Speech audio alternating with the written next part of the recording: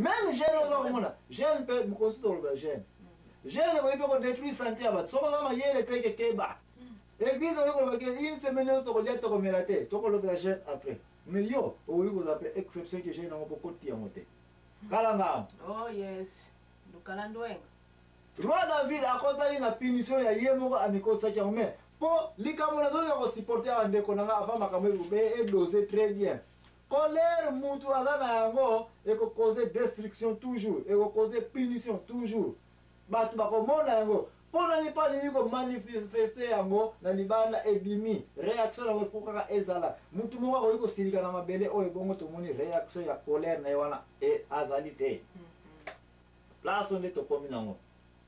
Donc diviser colère à roi David en deux camps qui est dans mabele, ne se diviser colère en deux camps. Colère, il y a direct physique. Il y a moutou asali, na colère et indignation. Mais pendant que nous musicate, au koya communauté Bible ezali ko recommander battre, il faut pas silika. Colère est recommandé pe. Colère est para nature so tokotika kotima yango te. Mais colère au Bible ezali ko recommander biso to ko lobela on poko ale côté, mais to tenter ko bana ko insérer yango so qui est combien important pour to insérer yango. Colère au Bible ezali ko lobela colère on va ko bien on indignation. Moutou asiliki mais azana maîtrise amikitisi. Pe ayebi comment akobimela na nini na colère oyo. Mais colère oyo tokolobela mingi na mpoko alelo. Colère oyo ezali ke ale mutu alakeli eloko mabe, mutu asiliki, mutu apinir, mutu abeki, trouble fete. C'est que ce que totali pe colère ngo ibanda pena ndenge nini? Colère. Bon colère so totali bien ebanda na tango mutu toyokali bien. Eloko ya vérité soko découvrir likambo soki déranger yo. Et qu'on peut savoir nini? Colère. Alors, colère et bandaka na lola. Ok, na lola. Nzambe ye moko. Où? Na tangu ni. Na tangu wabundaka na ange. Lucifer. Satan. Quand on a provoqué désordre na lola. Colère nzambe e yaki. Et puis bitumba e koyaki. Bitumba we ko zala te so ikimi ezali. Ha. Toyokani. Ya solo. Colère e bandaka na lola. Leto kokumba ngo bana lola ti to ko lana awa na mabele. Et pas yé moko tata nzambe. Tu comprends? Na banza bande ko toza ko za première réponse pour ba tbake ne kotanga nini? Mokanda ya nini? Ya Efeso. Et puis ta ko zonga immédiatement leto ko yeba comment to ko attaquer.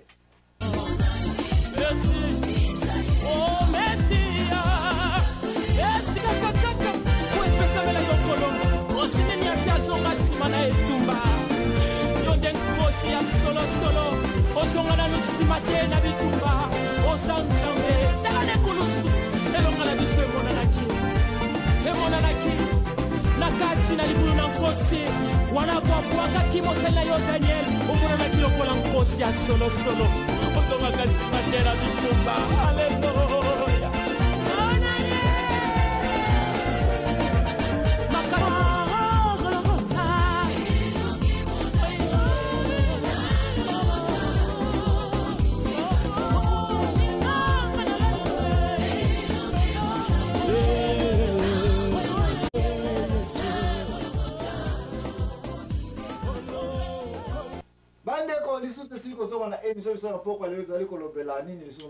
Colère, kanda. Kanda to colère, kanda o tozali kolobela ba o basili kolanda. Fuemene. Zoi mwanga. Zoi mwanga. Kind vonda mama monta. Quartier wa tayoka na kate. Imao mena tofofela. Merci mingi. Bande konanga to sili kozonga awa na makamatali colère. Mama ani usile ko poser la question kanda utawapi kanda utana lola na tango Lucifer abandaki trouble kuna. Désobéissance, n'est-ce pas? Bien. Sikoyo, oza la question ngo poser nga lisusu. Iya pona kanda ngolo bie bandaka na lola donc tango ebandi wana sikoyo nini yaki. Na nina ye bakandenge bakande bimia lo tango Lucifer na nzambe ya Merci. Mais yeba yango ete tanto bandaka émission na biso to saka star clash, tanto saka star clash to pesa ka définition ba bakam. Définition masumu ya colère to pesa ki yango ete ezali mutu a découvrir soit vérité ou bien asali comportement o ezali ete déranger batu misusu. Et puis soit destruction, et puis si punition. Nzambe na tango mwana makamata ki ordre na lola Lucifer a écouté désordre. Colère et salaki pinisio ezwamaki bitumba ekotaki nkindu makila etangaki batu mususu badelojaki bango na lola bakitaki na mabele. Oza comprendre? Donc colère ya Nzambe ete bobunda na kotala bao bakoservir ngai na bao bakoservir ngai te immédiatement punition elandaki, n'est-ce pas? Est-ce que vous avez une question mususu kuna? Bon, tango wana esala misiko kanda na nina ye bakanda mususu na nina ye bafuna na comparer bakanda oyo ezoleka na société na biso na oyo elekaki na tango na tango ya liboso. Na tango ya liboso.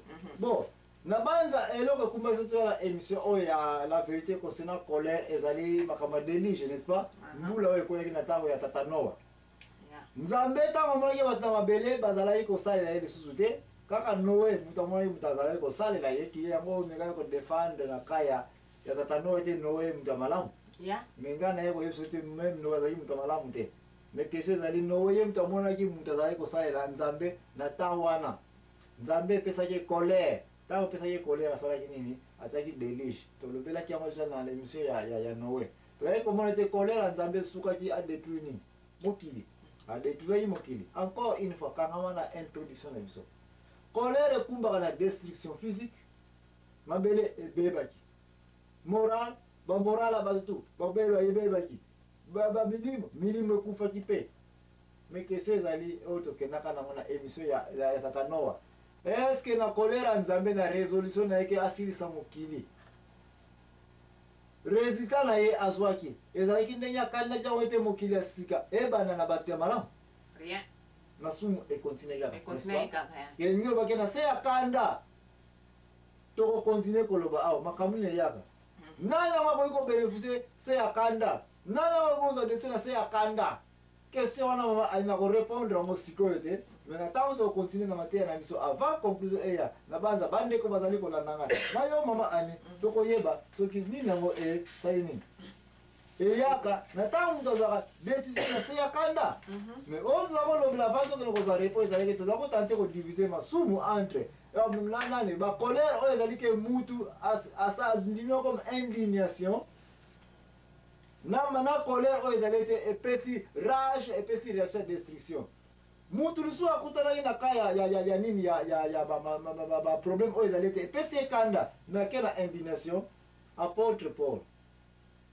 Apôtre Paul makambu ya Saint Petero asepelaki na mote makambo to yiko ga awate mbande go ba to kopesa no verset biblique okoya komona ete Saint Petero na Saint Paul ba yoka na kite sino ke Saint Paul ala même colère mais colère on va bien indignation ya pona kanda ni na pona ni ba kamata na ika bon na kopesa no verset biblique makamba kamata na ki c'est parce que Saint Petero ye lokola yem batikela ki fungola ya lola awa na mabele ai komona ete ezalika ba juif kaka bana Israel kaka batu basambela bawo musu bazalike baza bana Israel te tanga landa matemso ya Paulo bango wana toyiko te ya bango te même si baye bayaka mesambla kaka bazobo matala kwa pamba Paulo azali contre Paulo avec alors ngai boy na za apôtre ya bapayen batu baza bana Israel te bana bakapesa ke kanda et puis alobiki yo kena nzela yo ngapela kena nzela nanga bakamona ki mena boya boye soke kanda oyo ekumbaki kufa te ekumbaki pe destruction te mais eza kanda oyo bible ezali korekomande biso mingi mpe tozala sorte ya kanda oyo abiyango indignation. Colère ekozala toujours na pembeni ya bato mais tika ekoma na point oyo baza kobeka indignation na kikongo na lingala na yebi na ngai yango te mais indignation elingi oloba moto aza na kanda mais kanda yango ebendi ye na maîtrise moko ezali ete azwi dessus ya kitoko à se maîtriser et puis de ce peu à jouer et simbi pas ce qu'il a moni mabe par exemple na quartier on va vivre ko swana yo mona we pesa kanda a quartier no ba ko swana makelele église ba maman ba za ko yokana te ba tata ba zo kana te pas passer pe voir une réaction mais rien ka za ko za réaction te e ko pesa kanda te of course eko peso kanda mais sikoyo oza koluka normalement fallait tozalaka toyokanaka kolera ndenge na bino indignation parce que soko osiriki na biloko ya boye te c'est que oparticipe te mabe wana olingi mpe bama bayokanaka te olingi mpe kati yango moto ekita te nde kanda eso esala yo biloko ezali ya tro soko oza kosirika te okotikela mabe place biloko okuta moso na prophète Elia oyo bokolaka Samuel oya komona te bala ne bazala na kokata bangombe ya bato makolo komona kosala basabotage ndenge na nebala bapasteur n'est-ce pas bazala kosala misala mabe bayebalaki bazalaki bana ya réputation mabe pana ye papa na bango bakimpreve c'était prévu papa na bango azwa colère azwa décision colère nini ya indignation mais lokola azwaki yango te ebalokelaki papa mabe avandi kaka boye na kiti ayoki bana kuna na guerre baye kobunda kuna epuis akwei akufelaka kaka place wana colère nzambe aza korekomande tozala bato ya kanda mais kanda yango tika eza ya indignation ya baka oyo nauti kopesa yo omoi mabe eza na quartier fo pesa yo kanda mais kanda yango quelle solution mais oyo tokatake na mpoka lelo oyo opose na yango kanda oyo ezalaki na quartier oyo ko balingi bangai te bakomona oke kotala babilanga nyonso bali kotumbatumba yango papa uti na komela masanga uti wapi kanda na aweka nga bakuna nde kuna tokolobela eske toyokani mama anete bapeshe soki bakolere